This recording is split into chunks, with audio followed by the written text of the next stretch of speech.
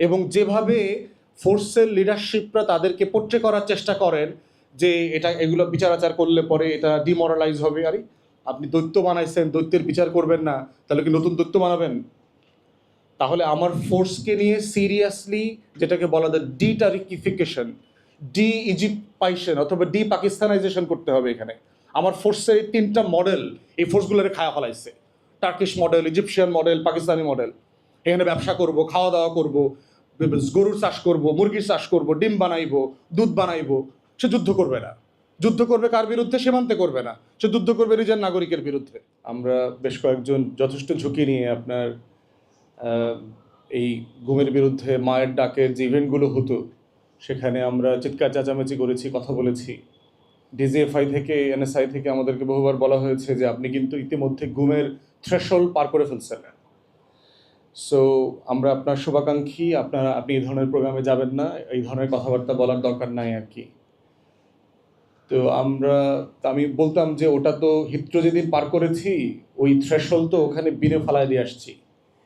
So এখন কাম watt নেই, আপনার জব আপনি করেন, আমাদেরটা আমরা করছি, লেনদেন হবে, হিসাব নিকাশ হবে ইনশাআল্লাহ। সো আল্লাহ তালা তো হিসাব নিকাশ করে দিয়েছে জুলাই আগস্টে, বাট এখনও পূর্ণাঙ্গ হিসাব হয়নি। খতিয়ান বের হচ্ছে একের পর এক। আমার দেশ মাঠে আসার পরে তো আমলনামা আরও বেশি বিস্তারিত হবে, দেশের মানুষ জানতে পারতেছে কে কী করেছে। ফেরেশতারা একের পর এক নাজিল হইতেছে তাদের আমলনামা নিয়ে। তো এখন একটা বিষয় হচ্ছে বইয়ের ব্যাপারে যে এই বইটা আসলে ইয়াংদের মধ্যে মোড়ক উন্মোচন করা এবং ছড়িয়ে দেওয়ার ব্যবস্থা করা দরকার। যে কোনো গণ অভ্যুত্থান এবং আন্দোলনকে ধারণ করে তারাই যারা আসলে নবীন এবং অংশগ্রহণকারী ছিল ওই আন্দোলনে। তো সেই জায়গাতে আমার অনুরোধ থাকবে হাসিন ভাইকে যে রমজানের পরে ঢাকা বিশ্ববিদ্যালয়ের টিএসসি থেকে শুরু করে অনেকগুলো ইভেন্ট হইতে পারে সেখানে। মাহমুদ ভাই অবশ্যই থাকবেন সেখানে, আমরা জানলে আমরাও থাকবো ইনশাআল্লাহ। এবং ইয়াংদেরকে, তরুণদেরকে ইনভলভ করেই শুধুমাত্র একটা পরিবর্তনের জায়গা তৈরি করা সম্ভব।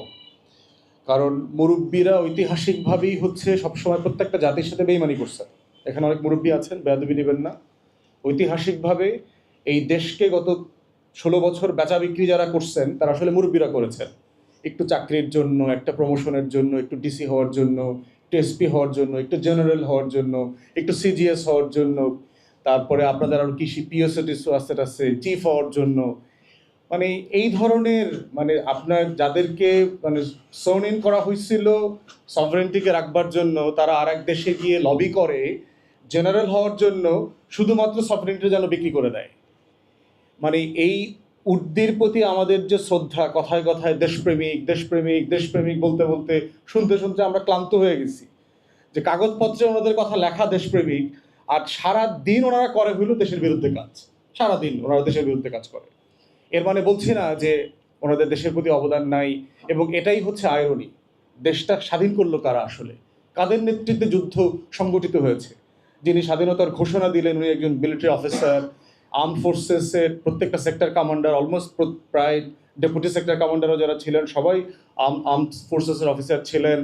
আমাদের টোটাল ফৌজের তখন যে চিফ ছিলেন উনি একজন রিটায়ার্ড মিলিটারি অফিসার ছিলেন।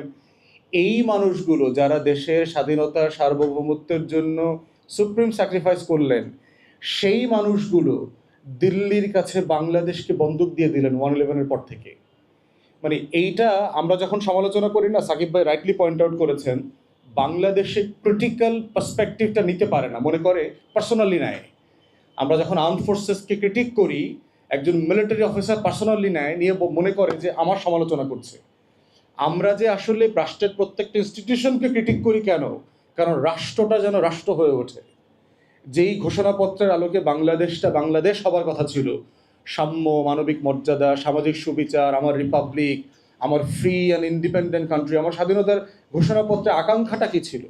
আকাঙ্ক্ষাটা ছিল আমি একটা রিপাবলিক করব, যেই রিপাবলিকটা ফ্রি হবে, ইন্ডিপেন্ডেন্ট হবে, সভরেন হবে, ডেমোক্রেটিক হবে। তো সেই রিপাবলিকটা তৈরি করবার জন্য যারা যুদ্ধে নেতৃত্ব দিলেন, শত শত হাজার হাজার অফিসার, সোলজার, জওয়ানরা জীবন দিলেন, সেই ফোর্সগুলো 53 বছর পরে এসে এক একটা মনস্টার ফোর্সে পরিণত হয়েছে, যে তার নিজের দেশের লোকদেরকে পিক আপ করে কিডন্যাপ করে সীমান্তের ওই পারে দিয়ে আসে। গুম কমিশন বলেছে তারা প্রায় 1300 থেকে 1700 লোক অলরেডি আইডেন্টিফাই করেছে যে যারা ভারতের প্রিজনে ছিল, যারা অলরেডি বাংলাদেশের আর্মড ফোর্সেস ইন্টেলিজেন্স এজেন্সি এদেরকে সীমান্ত পার করে ওই পারে ফোর্সের কাছে তুলে দিয়ে আসছে, এবং এই সংখ্যাটা 2500 পার হয়ে যেতে পারে বলে বলা হচ্ছে কোনো কোনো রিপোর্টে। মানে এটা ইমাজিনেবল একটা স্বাধীন রাষ্ট্রের সভরেন ফোর্স তার দেশের নাগরিকদেরকে বাসা থেকে তুলে নিয়ে আমার এনিমি স্টেটের ফোর্সের কাছে তুলে দিয়ে আসে। How criminal the monstrous these forces have become over the years. তো এখন এই সমালোচনা আবার তাদেরকে নিয়ে কথা বলা যাবে না। তিনি এমনই ব্রাহ্মণ যে তার ক্রিটিক করা যাবে না। আরে come on, you have been tax paid by the nation and the country. আপনাকে নিয়ে কেন কথা বলা যাবে না? 2 বছর আগে দেখলাম আর্মড ফোর্সেসের 39,000 কোটি টাকার অডিট নিষ্পত্তি হয়নি। ফোর্স থেকে বলে দিয়েছে জাস্ট ফরগেট ইট। আপনারা জানেন যে রাষ্ট্রের একটা অডিটর ডিপার্টমেন্ট আছে, কন্ট্রোলার আছে এখানে, যাদের কাছে এগুলো হিসাব নিকাশ দিতে হয়। 39,000 কোটি টাকা উচ্চ মূল্যের দুর্নীতিগ্রস্ত একটা পদ্মা সেতু করতে আমাদের 30,000 কোটি টাকা লাগছে। সেখানে আমার ফোর্স 39,000 কোটি টাকা এদিক সেদিক করে ফেলছে, একটা প্রফেশনাল ঠিকাদার বাহিনীতে পরিণত হয়েছে, কিন্তু সে তার নিজেকে সংশোধন করতেও রাজি না আবার। তাহলে এই যে টোটাল আমার রিপাবলিক মডেলের যে আমি একটা ফোর্স চাই, সেই ফোর্সটা কোথায়? আর্ম ফোর্সেস গোল একটা আছে দেখলাম, ভেরি আনপ্রফেশনাল ফোর্স। একটা ফোর্সকে মনস্টার বানায়া কয়টা মেশিন কিনা যদি কেউ মনে করে যে এই ফোর্স আমাকে রক্ষা করবে ওই মেশিন দিয়া, ওই মেশিন তো কাজ করবে না। ওই মেশিন ওই দিনকার সে চালাবেও না, অন্য কেউ এসে চালাবে। ওইটা সমুদ্র সীমা থেকে এত দূরে চলে যাবে, ওইটা ইন্ডিয়ান প্যাসিফিকে চলে যাবে, সে চালানোর জন্য অবস্থায় থাকবে না। তাহলে আমার আর্ম ফোর্সেসের গোলের আমি যা দেখতেছি যে এখানে তাকে রিপাবলিকান মডেলে পলিটিক্যাল করা দরকার, যে আপনি একটা দেশপ্রেমিক একটা সিরিয়াস নাগরিকত্বের জায়গা থেকে আপনি দায়িত্ব পালন করছেন এবং আপনার জবাবদিহিতা আছে। এবং যেভাবে ফোর্সের লিডারশিপরা তাদেরকে পোট্রে করার চেষ্টা করেন যে এগুলো বিচার আচার করলে পরে এটা ডিমোরালাইজ হবে। আরে আপনি দৈত্য বানাইছেন, দৈত্যের বিচার করবেন না, তাহলে কি নতুন দৈত্য বানাবেন? তাহলে আমার ফোর্সকে নিয়ে সিরিয়াসলি যেটাকে বলা যায় ডিটারিকিফিকেশন, ডি ইজিপ্টাইজেশন অথবা ডি পাকিস্তানাইজেশন করতে হবে। এখানে আমার ফোর্সের এই 3টা মডেল এই ফোর্সগুলোরে খায়া ফলাইছে, Turkish model, Egyptian model, Pakistani model. এখানে ব্যবসা করব, খাওয়া দাওয়া করব, গরুর চাষ করব, মুরগির চাষ করব, ডিম বানাইবো, দুধ বানাইবো। সে যুদ্ধ করবে না। যুদ্ধ করবে কার বিরুদ্ধে? সীমান্তে করবে না, সে যুদ্ধ করবে নিজের নাগরিকের বিরুদ্ধে।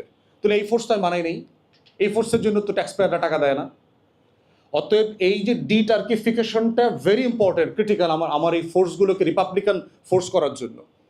যেটাই হচ্ছে আমাদের লড়াই। আমরা যখন ফ্যাসিবাদ বিরোধী লড়াইয়ের কথা বলছি, আমরা বলছি যে আমার প্রত্যেকটা প্রতিষ্ঠানকে গণপ্রজাতান্ত্রিক অথবা গণতান্ত্রিক রাষ্ট্র করবার জন্য যে ভাবনাটা দরকার, যে আইডিয়ালসগুলো হোল্ড করা দরকার, এইটাই ফোর্সগুলোর ভিতরে ইনগ্রেইন করতে হবে। আমি তো আপনাদের কোর্স টোর্স করি নাই, এখানে বিএমএ, এনডিসি, স্টাফ কলেজের প্রয়োজনে সিলেবাস ওভারহলিং করা দরকার সিরিয়াসলি। এখানে কি কি পড়ানো হচ্ছে, কেন মনস্টার তৈরি করা হচ্ছে, এটা কি সিম্পলি এক্সিকিউটিভ কারণে হচ্ছে, এটা আর কি কি করা যেতে পারে, সেই সিরিয়াস রিফর্মের আলোচনাগুলো আসা দরকার। আমার বিনীত অনুরোধ, আমার দেশের পক্ষ থেকে জেনারেলদেরকে নিয়ে, আর্ম ফোর্সেস অফিসারদেরকে নিয়ে রাউন্ড টেবল হওয়া দরকার, যে আপনারা আপনাদেরকে কিভাবে দেখেন। মানে পলিটিশিয়ানদের চোখ থেকে না, জেনারেলদের চোখ থেকে আসা দরকার। গণ অভ্যুত্থান পরবর্তী বাংলাদেশের ফোর্সগুলোকে আপনি কিভাবে দেখেন? কারণ এই ধরনের পরিবর্তন বাংলাদেশে এর আগে কিন্তু এসছে, কিন্তু সেই পরিবর্তনগুলো থাকে নাই। আমাদের ফোর্সগুলো বারবার পথভ্রষ্ট হয়ে গেছে। তাহলে কোন কোন জায়গাতে আমাকে হাত দিতে হবে যেখানে আমার এই পরিবর্তনগুলো পার্মানেন্ট হবে? আমার এই ফোর্সগুলোকে গুলি করলেও তাকে দিয়ে আপনি মানুষ হত্যা করাইতে পারবেন না। আমরা তখন বাহিরে পড়াশোনা করছি, আমার মনে আছে যে আমেরিকাতে হাজার হাজার সোলজাররা আপনার ইরাকে এবং আফগানিস্তানে সার্ভ করতে অস্বীকার করেছে, ব্রিটিশ সোলজার অস্বীকার করেছে। কনসিয়েন্সাস অবজেকশন আছে ওখানে, এটা লিগ্যাল ফ্রেমওয়ার্ক আছে যে আমি অনেক মোরাল গ্রাউন্ড, আমি মনে করি না যে এই যুদ্ধে আমার যাওয়া উচিত, অথবা এখানে আমার দেশ আক্রান্ত হয়েছে, এই যুদ্ধে গেলে পরে আমার দেশকে বাঁচানো যাবে। তাহলে এই ধরনের সোলজাররা, যাদেরকে আমরা কাফের, মুশরিক, এইটা সেটা বইলা ফতোয়া দেই, উড়ায়া দেই, তার এই মোরাল হাই গ্রাউন্ডটা আসে কোত্থেকে? আমার সোলজারদের একটা জেনারেল রিজাইন করলো না গত 16 বছরে, একটা জেনারেল প্রোটেস্ট করে রিজাইন করলো না, একটা সচিব রিজাইন করে না, একটা ডিসিএসপি রিজাইন করে নাই। এই ধরনের নপুংসক জাতি এখান থেকে কীভাবে তৈরি হইল? যে একটা ডিগনিফাইড অফিসার, একটা একটা সিভিল সার্ভেন্ট তৈরি হইল না সিভিল এবং মিলিটারি ব্যুরোক্রেসিতে, যে প্রোটেস্ট করলো। আপনারা দেখেছেন এই যে লাস্ট পাকিস্তান নির্বাচনের সময় রাওয়ালপিন্ডি ডিসি রিজাইন করছে, রিজাইন করে বলছে যেখানে ভোট রেগিং করছি আমি জিতাই দিচ্ছি ইমরান খানের বিপক্ষের প্রার্থীদেরকে। আমার দেশে একটা ডিগনিফাইড লোক তৈরি হইল না, যে বলতে পারে যে right is wrong, spade is spade, এই কথাটা বলতে পারে। তো এই এনডিসি, এই স্টাফ কলেজ, এই বিলিয়ন্স অফ ডলার একটা ফোর্সের পিছনে খরচ করে আমার কি লাভ, যে ক্রিটিক্যাল টাইমে হিস্টোরিক রোলটা প্লে করতে পারে না। এটাই তো সিটিজেনশিপ। নাগরিকত্ব মানে কি? আপনি সুখের দিনে খুব ভালো থাকবেন, হ্যাঁ ভাই আপনার সাথে আসি, আর বিপদের দিনে আপনি নাই।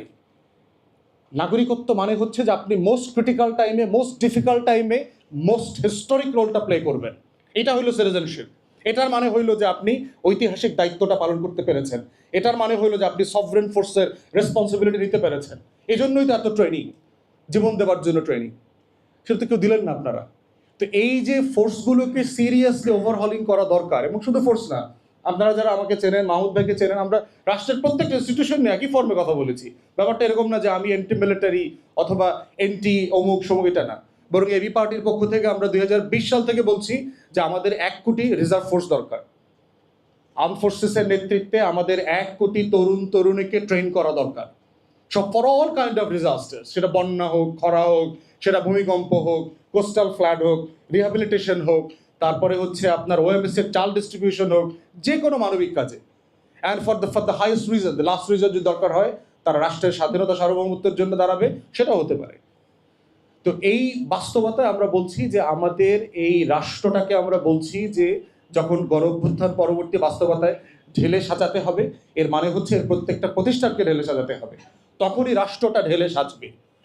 তো সেই জায়গাতে আমার অনুরোধ যে এই বইয়ের জায়গাটাকে, এই যে 700-800 আয়নাঘরের গল্প এসছে বিলেটেডলি হইলেও, সেগুলোকে কিভাবে ইয়াংদের ভিতরে ছড়িয়ে দেওয়া যায়।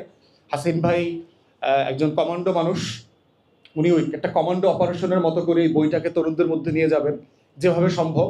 কারণ তরুণদের কনভিন্সড হইতে হবে যে বাংলাদেশে আর কোনো আয়নাঘর হইতে পারবে না।